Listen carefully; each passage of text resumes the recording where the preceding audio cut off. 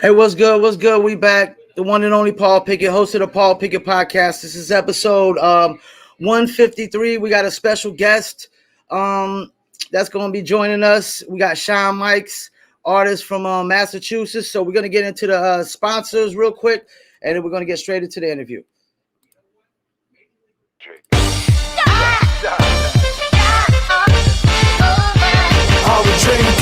Me and my team, whenever we link up, they wanna we drink up. We sit down, relax and have few glasses when there's things to think about. Like I'm nice with the boss when I tend to the bars and I'm not talking drink ups. So tell the bartender that's tending the bar to please pass me a big cup up. And tell that waitress is waiting on us to put a little ice in it. Now watch the ice become weightless like the spaceships that I be sitting in.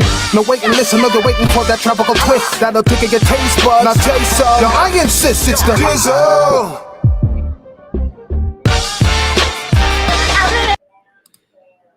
That's right. That's right. That was Chip Fu, legendary Fu Snickens artist, doing the Dizzle brand commercial. Do you Dizzle? Yes, we Dizzle. Check them out, dizzlebrand.com. But we're going to get to it. We're going to bring in our guest, Shawn Mikes. What's good? What's good? Can you hear me, brother? Bro? What's good? Yes, sir. I can hear you. What's good? Yeah, I've been meaning to have more guests on this podcast, and you being a fellow hip-hop head, you know, I felt like it was only right. I appreciate it, bro. I appreciate you having me on. How'd you get started in the music, making music? Shit. So I think like the first rap I ever wrote was in like the 4th grade. So like I got introduced to rap music through my older brother who's like 8 years older than me. So he kind of showed me all that good shit growing up. That's why like now when you listen to me rap, it might have some more old school influence than like the new school shit. You know what I mean? So I just would always be listening to rap, always, like every single day listening. And I was like, you know what? I want to try and do this shit, you know? Now, did you always listen to hip hop music first? Like for me, I actually listened to like Michael Jackson, pop, and then rock and roll. And then I got into hip hop because of Heavy D. Was it always hip hop for you? So pretty much like I got introduced to rap when I was in like kindergarten. So from my older brother being so much older than me. So before that, it was just like whatever my parents would be playing in the house, you know? Like some Bob Seger, you know, some Aerosmith, like classic rock, stuff like that. Okay, that's the stuff I kind of, started with. And I think I just kind of basically, I lived in Panama, got back from the States, and I just kind of went with what was popular. And then I heard Heavy D, and it was like a total change. Was there any particular artist that really got you there, or was it just a group of artists? Or so yeah, I would have to say like the Aftermath era. That's what really got me on. That's what my brother showed me at first. So when you're getting introduced to like some of the greatest of all time, like in their prime at the time, you know, so like Dre, you got M, then 50 Cent, G Unit, all that shit. You know, it's like when I was in kindergarten at that time, that's when they were all popping. And kind of had the stranglehold on the game. So I got introduced to that. Then I just kind of deep dove afterwards, you know, going back to all the classics.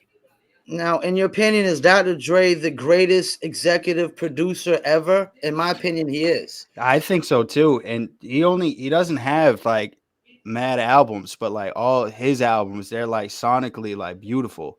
You know what I mean? And let alone like he has artists in literally like every single decade from the 80s. Yeah. Now, you know what I mean? He definitely set a standard that there wasn't before, because they didn't expect no hip hop artists to have that great quality of album, and they expected from like a rock artist, a country, and the fact that it was a hip hop artist, it really raised the bar, set the standards for all genres going forward, I would say. Wouldn't you agree? Sure. I agree. And like the artists that he would put on, like they were like staple artists, you know what I mean? From NWA to Snoop to M to Kendrick, you know what I mean? Like these are all like very well proclaimed artists, you know what I mean? Like and all of them had probably the biggest impacts of debuts ever, Yeah. Snoop, M, 50, Kendrick. Yep, exactly. So you being that's crazy. You're a Massachusetts guy, and it was really West Coast cats that kind of won your heart over with hip hop. Yeah, but that's when I like first started listening to it. Then I got into all of it, you know, like the Nas, Hove, Rakim, like a whole like it just the blend of everything, you know, because when I started listening to rap, it was like early 2000s. I'm only 26. So it was like the early 2000s. And by that time, there has been so much classic hip hop shit that has been dropped, you know. So I had a Yeah. lot to go back on. How'd you come up with your name, Shawn Mikes? So my name is Shawn, and my middle name is Michael. And like my whole life, Oh, my okay. my mom always called me Shawn Mikes, like Okay. Mikes. But then obviously had to add some that hip hop flavor to it. So just So it's kind of like Titty Boy. Like his grandma gave him his name, yeah, and then but he not kind of but not changed it. yeah, yep. Um, without naming you yourself, because you know a lot of rappers always going to name themselves. Who would you say is the top artist or artist in the game right now? Right now, shit, it's tough. It's tough. Kendrick just dropped a fucking phenomenal album. I What was think your opinion on that? I like the album a lot. He said a lot of shit. He dug into a lot of introspective stuff. That's the kind of rap that I like the self reflection, like being able to deep Yeah. dive into your own like subconscious type shit. You know, and I really like the album.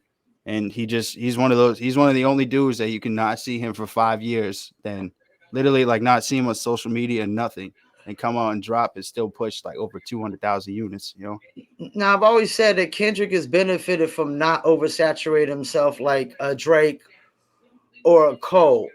You know. Yep. Now back on this album though, do you feel like this? Some people are saying this album was like I don't know if you remember when Rick Ross left. He was on a label and he was trying to get the Epic, so he just pushes out this album real quick, like. And a lot of people are saying that this was him pushing out, the last TDE album to get, free from them and do his own thing. I don't strongly agree with that. I feel like the fans sometimes can they lose in that because I honestly don't really like this album because of the production. Because I'm always start with the production. Yep. Yep. You know, Yep.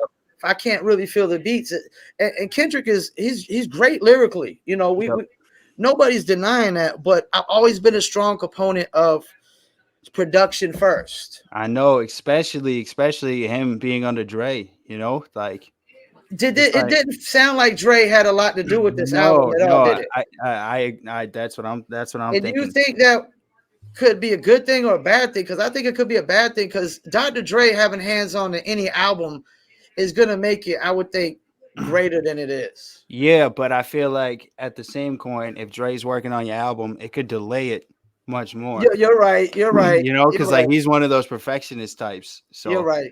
it's Now, one of those like double-edged sword type deals. what about Cole? Because I'm from Fayetteville, North Carolina. Yep. My apartment's actually probably 2 minutes away from where J. Cole grew up. Yep. And it's really a mixed review here on Cole. You know what I'm saying? But I've actually put Cole above Kendrick now because of this last album. I feel like, I think I might be inclined to agree with you because Cole kind of stepped away from like being that like, oh, I make my own beats, no features, like none of that shit. Like he already yeah, did all like huge yeah, records doing that.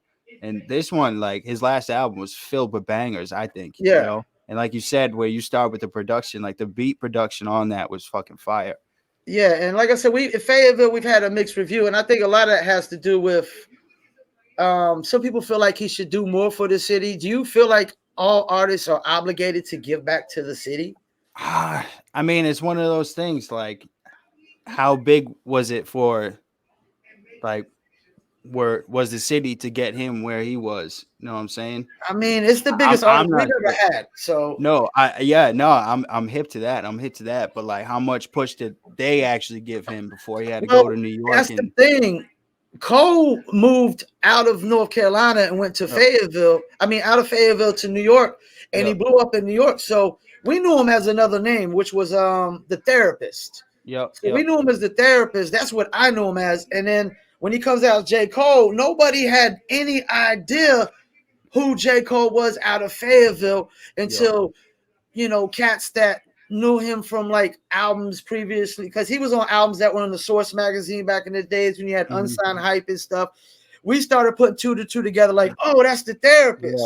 Yeah, But yep. nobody knew. Like, he Okay. literally had no fan base when he started, just like our other artists out of Fayetteville, Moray. Hmm. So I think it goes to show you that artists can still make it solely off of just putting out good music or great music. Yeah, especially now, like with the whole like streaming shit, like you get put in Yeah. playlists, you're getting listened to in places that you've never even been before. You know what I mean? And it's more likely than it's gonna be more plays over there than where you are here. Because like over here, you're just seen as this like regular dude. Like these people know you as you. You know what I'm saying? And what And part of Massachusetts you from again? so I grew up in Weymouth, Massachusetts. How far is that from Boston? It's about 15 minutes away. Oh, that's right there. Yeah. And what's the music scene like in Boston or around that area?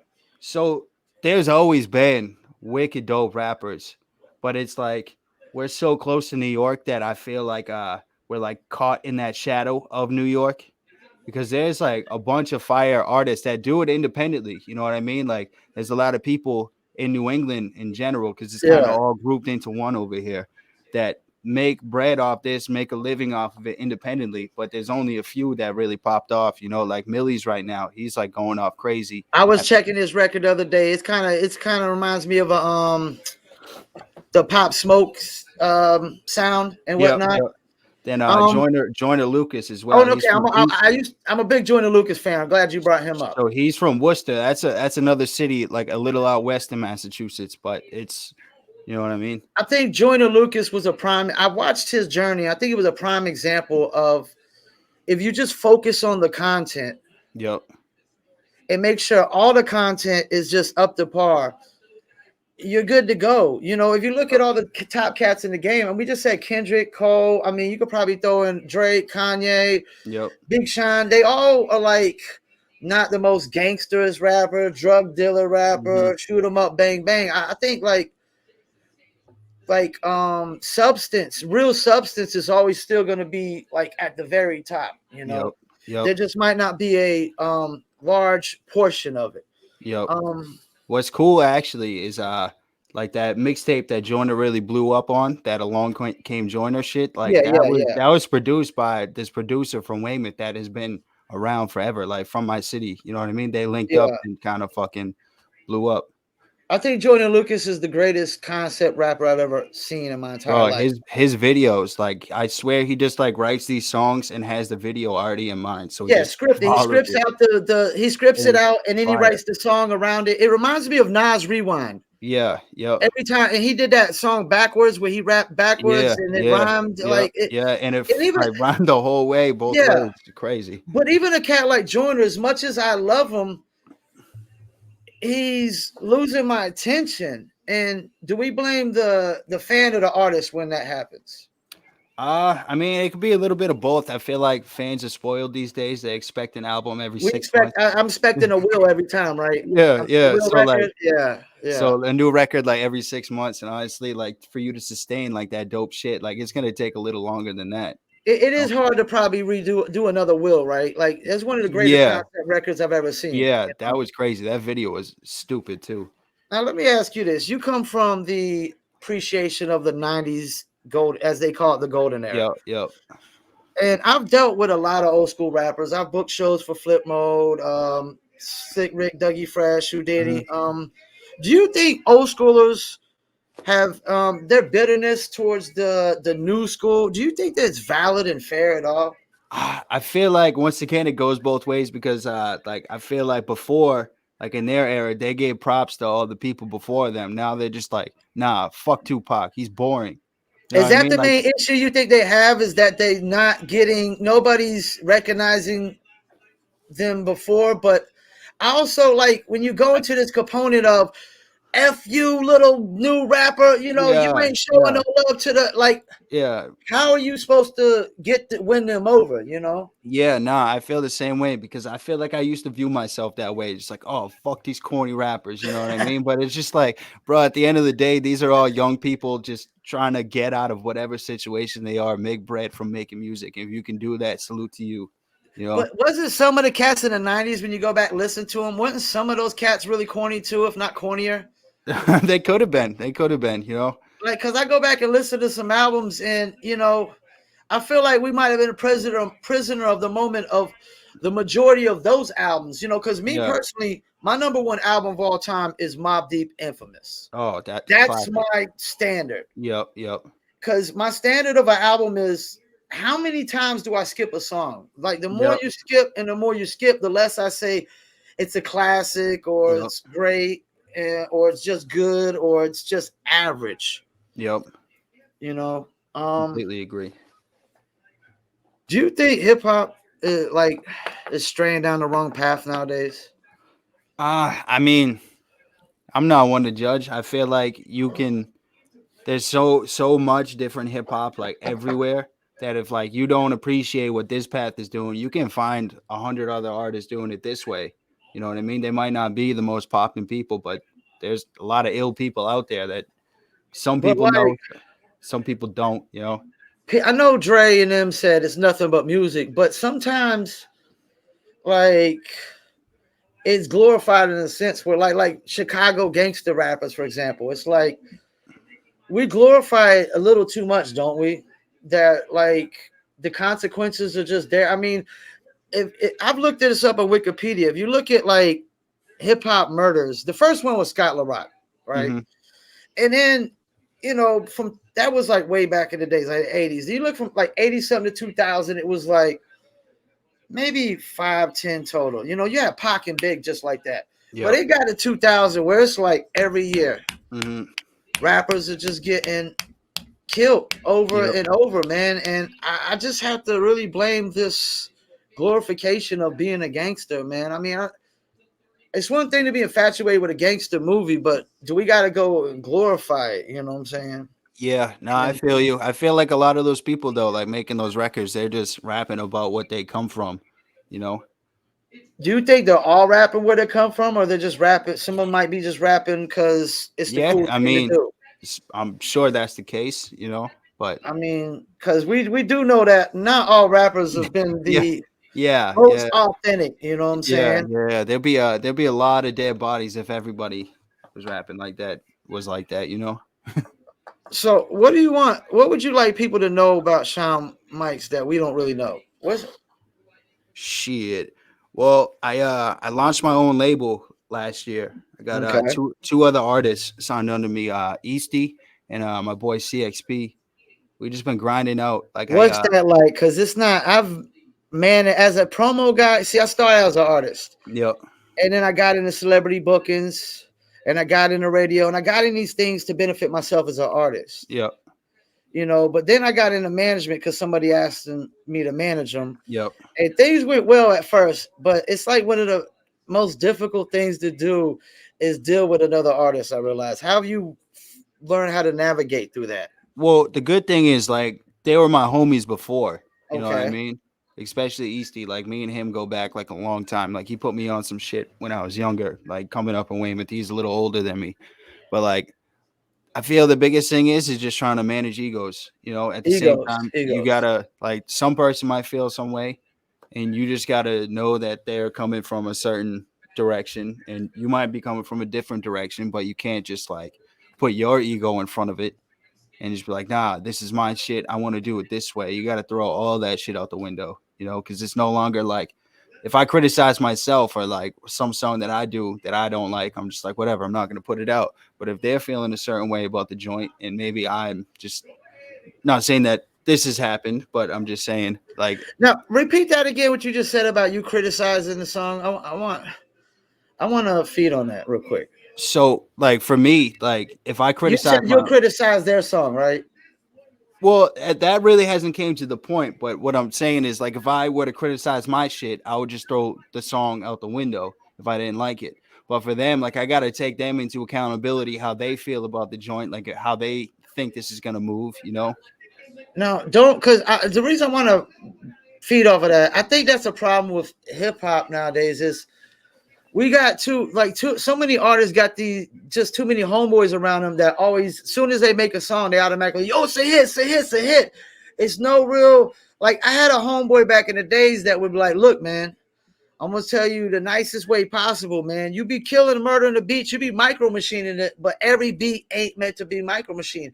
I Yep. think musicians like definitely don't never want to hear criticism, and I think that's a big No, problem. it's because Yeah, it's just one of those things, man, that like you create like this picture, you know what I mean, or create this song, whatever. Like the last thing you want is someone to be like, nah, that ain't it, you know, because you put what like however much of you Yeah. into that, then it's kind of extension to you at that point, and just be like, nah, that's not it. It's tough, but it's But one of see, those that's things the that you got to deal with, though. yeah, because in the single game, when you're really saying nah, that's not it. You're really saying this ain't the single or this ain't the hit. Yeah, it's not that It it's a doesn't bad song or necessarily mean nothing. it's not a good album cut. Yeah, You know what I'm yeah, saying? yeah, yeah, yeah.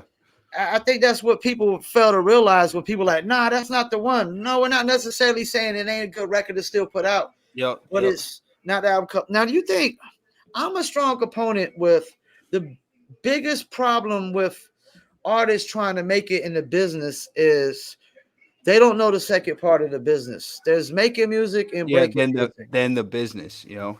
And the breaking music part, what confuses me is it's like this is our first time having a conversation, right? Yep, yep.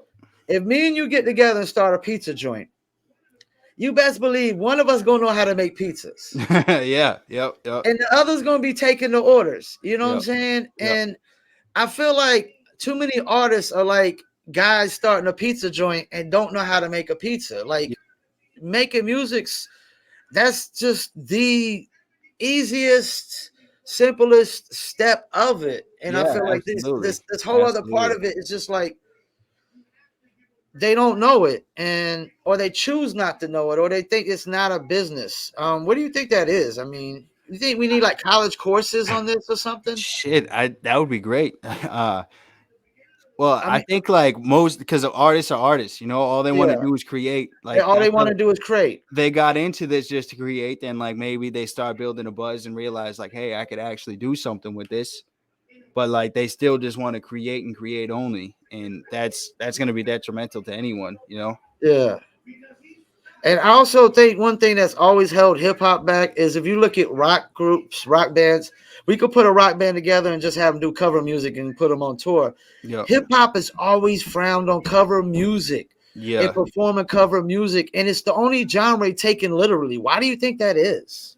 I'm not sure, man. I think because like biting was like a huge thing back in the day. Like, yo, you bit my shit. This is my shit. Like it rocked. Like they like would cover their favorite songs. Like they can add their own twist to it. I guess when like your instrument is your voice, like it's easier to pass off as it's yours than it's like this is like this song and I'm adding my turn to it. You know. But wasn't when the vocabulary was real low in the 80s? Weren't they all pretty much biting? I don't know, man. I I mean, wasn't because it around in the was 80s. really like it was really limited in the 80s when you compare it to like the 90s, and Oh then dudes yeah. that started using all types of big words in the Yep. 90s and stuff, Yep. the Karis ones, the Public Enemies and Yep. stuff.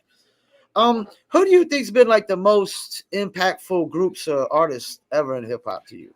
Ooh, to me personally, or Public like, is yeah, just personally or just that you've seen, like just watching history that like Public Enemy to me has always been one of the biggest impacts ever yep, yep, because they changed like anybody who I think made. I know this is another one. This might sound crazy. I think Crisscrosses was one of the biggest impact groups in hip hop history because I know when I was in high school, they literally brought in sagging pants. yeah, yep, yep, It literally everybody was sagging pants. Then like Public Enemy had everybody wearing the African beads and yep, chains. yep, yep, You know, I felt like anybody that had that chain that made everybody just dress a certain way or act yep, a certain way, or like Schoolboy Q when he comes out with that part.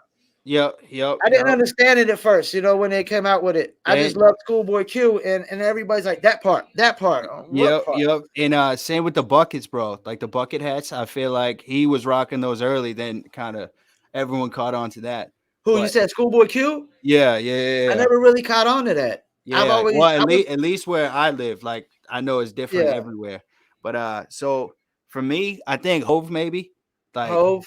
he Okay. got everyone to stop wearing jerseys, bro. Fucking get a crisp pair of pants on me, button up, like dissing Joe Budden at the same time. But he tried to he put an end to like the jerseys, you know what I mean? He Yeah. tried to put the end to auto tune, but that obviously didn't work. That didn't work. I said that too. I said the same thing. He didn't do a damn good job of that Yeah, at yeah. all. White rapper. Does a cat like Eminem make it easier, or do you think he makes it harder? I mean, that's the thing, like, because there is a lot of white rappers. You know what I mean? A lot more than when I first come up. A lot more. Yeah, for sure, for sure, for sure. But I feel like Eminem being dope was easier to come out after Eminem than it were to come out after like a Vanilla Ice type deal. You know what I mean? Because it gives you like that glimpse of hope. It's like, oh, this dude actually might be nice though. Because like if you look at like around the time of Vanilla Ice, they're like, ah, nah, this guy's the vulture type shit. You know? Yeah, well, he was riding that MC Hammer wave too around that. Yeah, for sure. Yeah, You know. yeah. It was like the Elvis of fucking rap at that time. Yeah. What's your take on a cat like Everlast?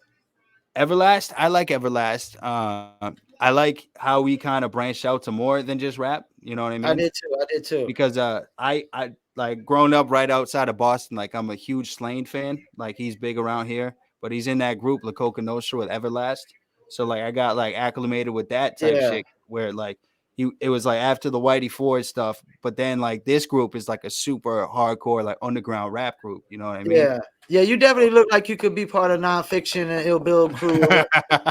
And I'm definitely big on Ill Bill, whatnot. You know, Yep, when they yep, came up with their album, I thought it was totally huge.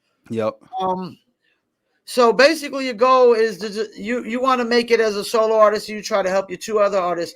Now, as your two other artists, are you doing all the marketing promotions for them too? Yeah, yeah, and obviously they're helping out on their end too. It's not Okay. just a one-sided deal. But yeah, I got this studio back in January. Like I like my whole album that I just released, The Little Things. I recorded all that in my room, like in my bedroom. Uh, But I just got this space, so now it's on. Like we can all just link up in here 24/7 and just like get to recording, you know. and what kind of influence do like rappers like Guru or Big Shug have over like Boston area? So I love Gangstar. That's I my do shit. too. I love Gangstar. Like Premier is probably one of my favorite Yeah. producers of all time. I just got that East Coast bias type thing. But Yeah. but I'm not sure. Like I feel like a lot of people don't even know that Guru was from here because he always rep Because New he York. always claimed New York mainly, right? Yep, yep, And what about cat like Big Shug? Because I know he was in that Black Mass movie with Whitey yep, about Whitey Bulger. yep. So he's always around. Like you'll be able to like see him around the city, which is dope. You know, like he's Okay. like a accessible type of dude. And y'all had Ed OG. Is he still be around the way at all? Oh yeah, yeah, yeah, yeah, yeah. Ed Yeah. OG. Yep, Okay. yep.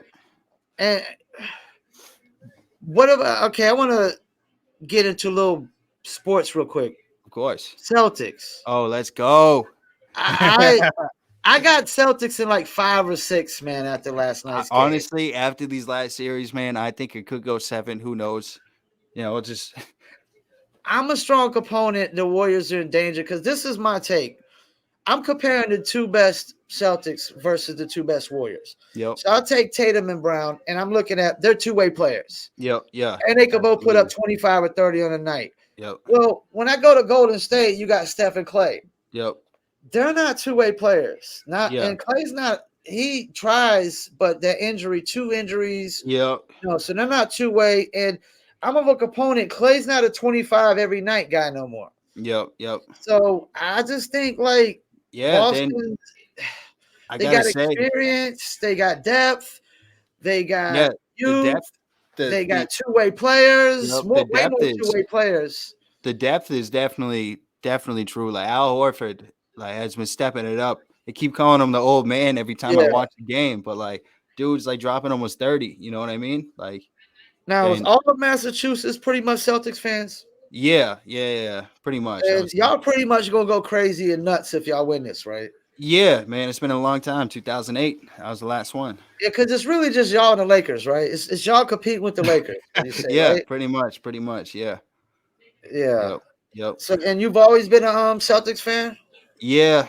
I mean, I came up at like the perfect time in like New England and Boston sports. You know, Tom Brady came in 2001 and started winning Super Bowls. Then the Red Sox, they ended up beating the Curse of the Great Bambino type shit. You know, Can we agree that Boston is probably highly overlooked and doesn't get enough respect? Like yeah, I could say that. Because there are some like dope y'all people have out had here. y'all's major artists, Yeah, Yep. Y'all had all y'all sports teams have been highly successful. And I noticed, bro, like all the people that come and tour here, like the Yeah. market is huge. Now, I don't know if it's like that East Coast mentality type thing where it's just like, oh, he's from here. Like, I'm from here. I could do that shit type thing. So I don't know. All How I've many ever known is Boston living here. made movies y'all have? The Yeah. Town. Yeah. Y'all have all these Boston made movies. Yep. And one thing I realized, it's like it's like the one accent in America that actors are like, it's the top notch accent to try to do, man. Oh This man, Boston accent. listening to that shit is so brutal sometimes. You Yeah. ever you ever see the show Ray Donovan Um, on little bit. Showtime? Yo, Little his bit. wife absolutely butchers that accent for about fucking 8 seasons. And it like literally killed me every single time. Yeah. Yeah, y'all got a lot going. I mean, y'all got a lot going on, man. A lot going on. How old are you two? I am 26. You're 26. Yes, sir. What do you see? Because I grew up in the 90s era. What is it that leads these newer cats to appreciate this 90 era more when there's not so much of those artists on the mainstream spectrum? They're just not easy to find all the time, man. Yeah, so for me, like it's because I had a brother that was grew up in the 90s. You know what I mean? It's so it's So just totally your brother, just yeah, then that's just like totally. the groove that I fell into. Then I deep dove into that shit. Then like broke off into like the independent rap shit and just found like so many artists. What about a cat like? I'm just interested. Like, what a cat? What do you think about a cat like Jack Harlow? Jack, like he's pretty nice. I mean, that's not really the shit that I listen to all the Yeah, time, but like he's not like the worst rapper I've ever heard. He's yeah, not the yeah. best rapper. Like he's pretty good, but He's better than most, though. You would say, right nowadays. yeah, yeah, like on the mainstream level. And how long you think this wave is gonna last? This. I don't know. Like I feel like his first album was received pretty well. You No, I got to mean, see like what the wave of this new sound, man. Like I don't know. Like it's already transitioned so it much. seems Like like from it's went longer than usual, right?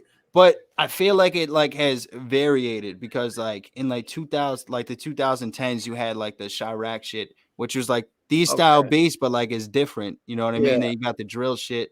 Now you have like the melodic type shit. So it's already changed so much within like that the past 10 years, you know what I mean? So who knows where it's going to go next. And a lot of people think the '90s was more original, right? I I disagree. I'm more of a component. It's more original nowadays, but it's trashier because of the fact that the '90s had more samples. And do you Yeah. think the lack of samples is why the sound is like it is nowadays? Nobody wants to pay for samples no more. Yeah. Yeah, I feel like the samples kind of bring that like soulful vibe. At least Yeah, like the that's what soulful, I think. yeah. So Even just a good like vocal sample over a yeah, beat or something like yeah, some chopped like up shit. Dipset. The Dipset sound on Yeah, Rockefeller was a yep, great. I thought a yep, great time for hip hop and a great sound. yep. Do you think? I mean, do you think samples is really playing a part of this? Just this sound all sounds the same. I don't know because at the same time, like we all make shit strictly on like keyboards and computers now. We're making beats. Yeah, Those no, could no be samples from like MCs and beat nothing. packs and Yeah, shit. yeah. So it's just like those like underground type of shit, I So you guess. don't think it comes from a place of just greed of not wanting to pay for samples? It's just comes from a place of anybody can make beats now because of Fruity Loops and things of that nature. Yeah, and I'm just saying, like, you can buy a beat pack and get all these loops and Yeah, shit. these You know what I loops. Yeah, mean? Then you can chop it up and make it chop your it up. own. It's Yeah. still like a form of sampling, I guess. But yeah, I mean, it's the sound. You know what I mean? Like it's the sound. Everyone was chopping samples back then because that was the sound. Now this new sound is progressed, and everyone wants the 808s and hi hats and stuff like that. You know? What do you prefer? Do you prefer more sample based beats? I Yeah, dude. do. I do. Even though, I love a good soul sample on that yeah, shit. even though you always typically people say you can't distribute them because they got samples, but there's always a catch to that. Like Yeah, nobody, until the song is popping, nobody's knocking on your door for no sample clearances or sample yeah, fees. because there's like a bunch of artists like who like tour around the US and the world and sell out like 3,000 cap venues and they got samples all over their shit. It's just because it's not played on the radio and hasn't hit like someone from that team in the 70s ears yet that this dude is making money off of it, you know? Yeah, cause I heard a story with what's my man's name? French Montana. That Incredible. You remember that song Incredible he had? Yeah, yeah. Well, that was his biggest hit up to that point, and it might still be. Well, he literally the song was already a song. Mm-hmm. And he came to the label and was like, "Look, I want to buy this song, and I want to clear this sample. It's $500,000 to clear it. Yeah. I'll pay half of it if you pay half." And the label's like, "What? Are For one song. you shitting me? Nobody pays $500,000 to Yeah. clear one fucking song." Yeah, yeah. And he was just a strong component of, okay, I hear you, but this is a hit. Yeah, this is the one. This is the instant hit. Yeah. And what did he do with it? He bought the exclusive rights out of his pocket. He threw his little bullshit 8 bars over it. Didn't say nothing. Yep. And it was the biggest record ever, man. I mean, Yep. like, yeah, that was are on some like people every not day. willing to just take that risk where they say no biscuit or no Yep. risk it, no biscuit? Yep, yep. I mean, because I totally, as much as I don't respect, I'm not a big fan of his music. I just was like, wow, like, how can I not respect this cat Yeah. putting up $500,000 to clear a sample when nobody That's- even wants to spend $5,000 to clear a sample? Yeah, now? and people don't even want to spend fucking 99 cents to actually buy that song. You know what I mean? He just risked it all, you know? So you're right. What's your take on this? Is something that reeks me. Artists that think they should never have to spend a single dollar on promoting their music whatsoever. Yeah, bro. I mean, it's gonna take a 1 in a million chance, you know. I mean, isn't that like J. Cole thinking right there? I mean, I can't. J. Cole is the last artist that I remember that just got a record deal off of one song only, no fan base. Yeah, I mean, he just was able to reach the right person, you know. The But right person. that's And very hard to do. Not everyone can just like get access to Jay-Z type shit, you know. yeah, and a lot of people. That's the great point you make up. A lot of people don't know how he got access to Jay-Z. Yeah. They don't know that Mark Pitts was his manager. Mark Pitts used to manage Tracy Lee and Biggie at one point, Mhm. and then he was managing Miguel and J. Cole at the same time. So it's easy for. I always looked at it like, all right, who's the biggest Biggie Smalls dick rider on the planet? Let's think. Hove? Could it be Hove? I don't know. It might be Hove. Yeah. It could be Hove. Yeah. Well, damn, if Biggie's manager is managing any artist right now, and Biggie, Yeah. this is the biggest Biggie dick rider ever. Damn, if anybody should be able to get a conversation with Hove, it should be this guy. Yeah. Yeah. Yeah. And you know, do you think every artist should be able to get on that way, or do you think different folks, different strokes? I mean, it would be great if that's what it was and no one had to spend bread, you know? Like, that'd be awesome if I didn't have to spend all my own money on all this shit. But it's just, I don't think that's the feasible outlet, you know? Now, even though J. Cole didn't have to spend bread, somebody had to spend bread, right? Yeah, someone had to spend bread for J. Cole to get that studio time or whatever, you know? Just Like- even just like simple shit of getting like a graphic made. for Are you his familiar with mixtape. Murray? I don't think so, no. Murray has a song called Quicksand. And Murray's from Fayetteville, and he literally got put on during COVID. And he signed because he had an old song. Investors got behind him. Mm-hmm. The song's got over 100 million views on YouTube. They had Marshmello co-signing him.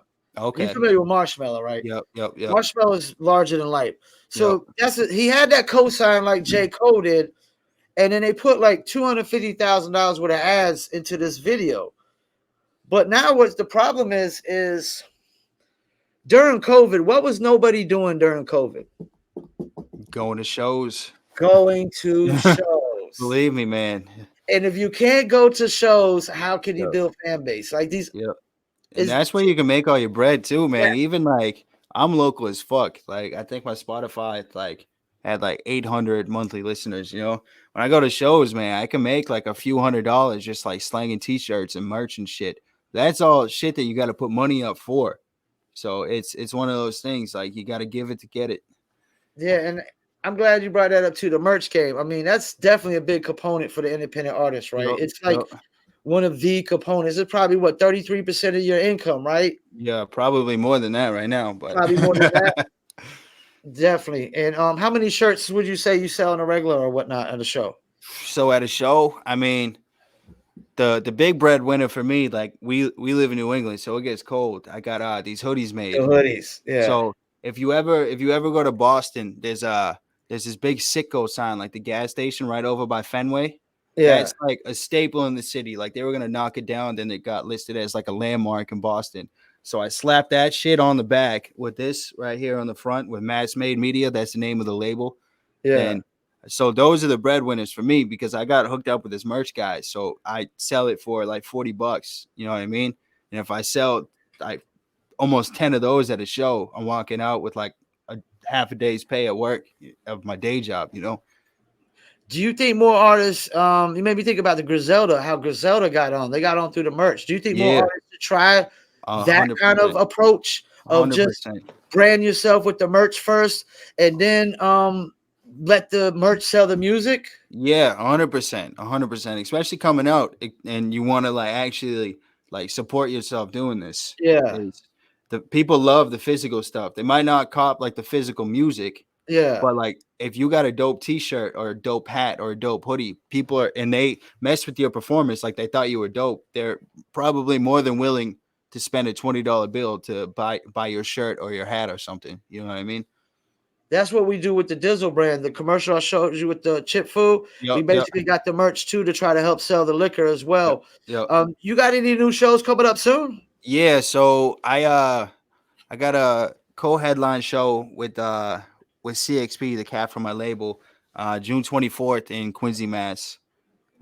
It's at this Irish pub called the Crack. We're gonna get it cracking.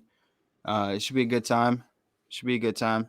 You want to plug in your Twitters or Facebooks or Yeah. Instagram or anything or So a you new single you got or yep. You can follow me everywhere at Shawn Mikes, ShawnMics. You can find me on all the streaming services. I just put out a full length album in April called The Little Things. You can listen to that. There's 14 joints on there. Yeah. okay. Have you Oh, messed with and it TikTok yet?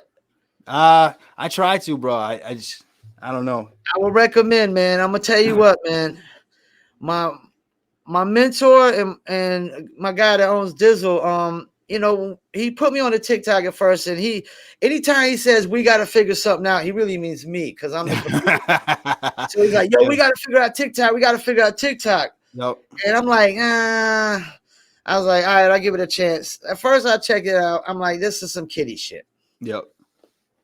Then I had like 100 followers, right? I posted this post, and it was something I think dealing with like some spacecraft video showing like something looked like a UFO or whatnot. Yep. But I got 70,000 views in 24 hours with 100 followers. Yep. And that's when I started to realize TikTok is something else because I've been doing this since MySpace days. And Yep. one thing I realized about TikTok is it's the first platform that you can't bot every single aspect Yes.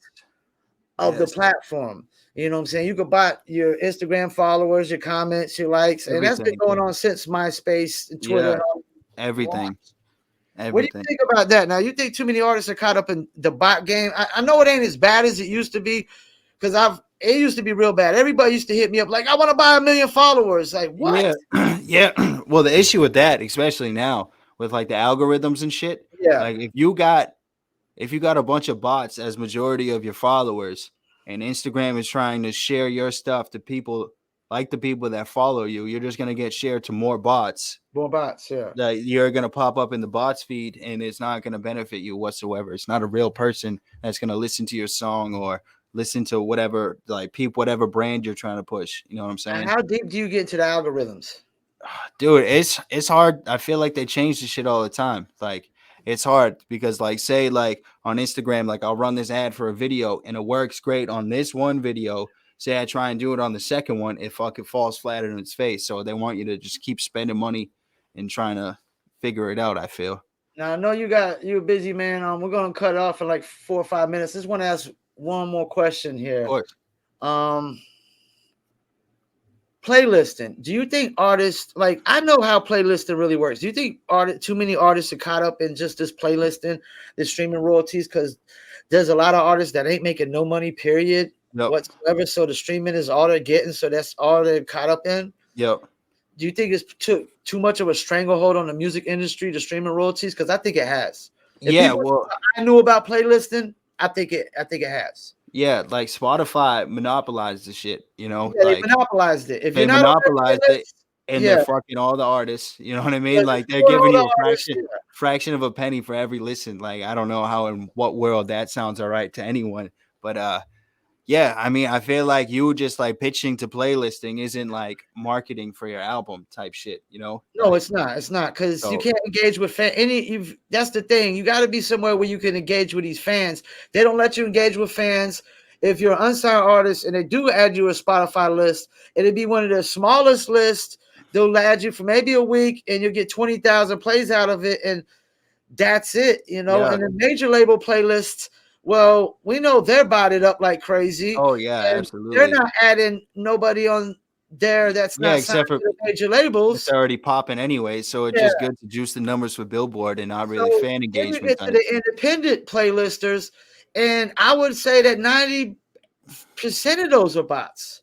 Yeah, yeah, especially the ones that guarantee you a certain number of streams. Like for $100, you will Yeah, get like we never try 2,500. to guarantee that. Like I'll do No. playlist pitching, and I'll add it to my playlist, pitch it. Yep. I'll do some submissions, and I might Yep. pay for a couple guarantee slots here and there, but I'm never guarantee a specific amount of plays because once you start doing that, that's when That's like, like the red it's totally flag right there. bogus. Yeah, it's totally the red flag because even if you're selling bots and you start throwing out these numbers, we know you just totally don't care about building fan base No, whatsoever.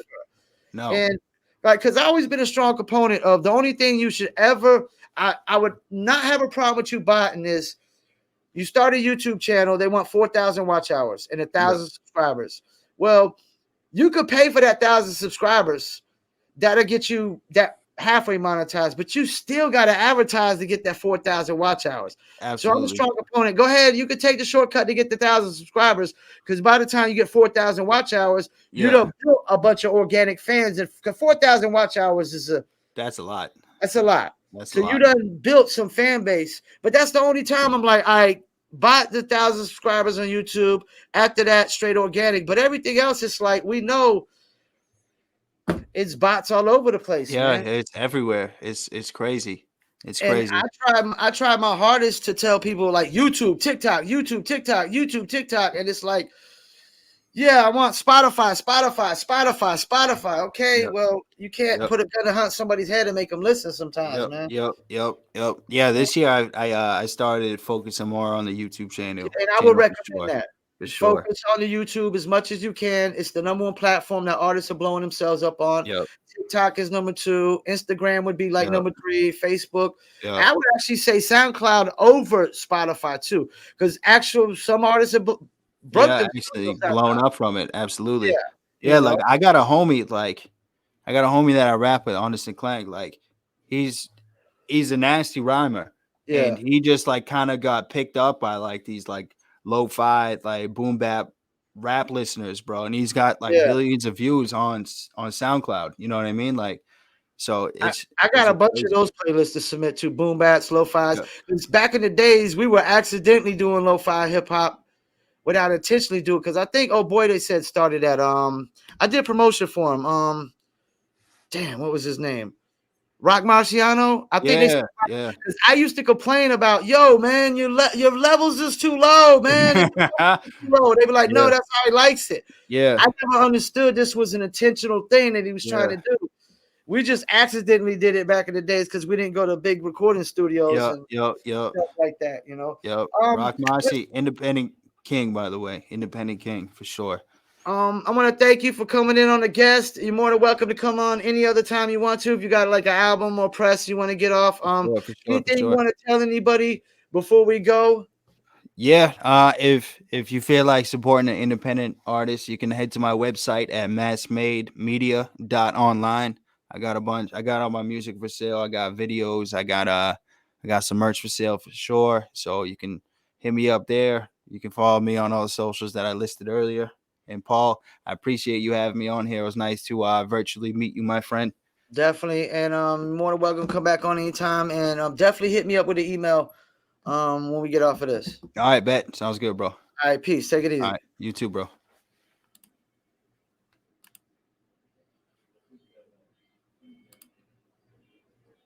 That was Shawn Mikes. We had a nice little hip hop discussion. I hope y'all like that. Definitely think we got in a lot of good topics right there. Let you understand more about the artist himself. Because see, most people, they just interview artists about their music and just things of that nature. But I'm a strong component that nowadays artists have to turn themselves into a reality TV show for the fans. You got to just show truly who you are, man. Just show your true colors. Just let the world know who you are. Don't hide nothing. Be comfortable in your own skin and who you are as an artist and whatnot. So definitely go check out Shawn Mikes. He said massmedia.com. We about to get off here. We about to plug in one more sponsor and call it an episode. Are you a musician looking for music marketing and promotion? Then look no further than Promo Palace LLC, your one-stop shop for all music promotion services. Services include Spotify playlist pitching, YouTube video promotion, record pool promotion, blog placements, radio airplay promotion, SoundCloud promotion, and much more. With over 2,000 customers and over 10 years of experience in online promotion, Promo Palace LLC is a company you can trust. For more info, please go to promopalace.biz. See you there.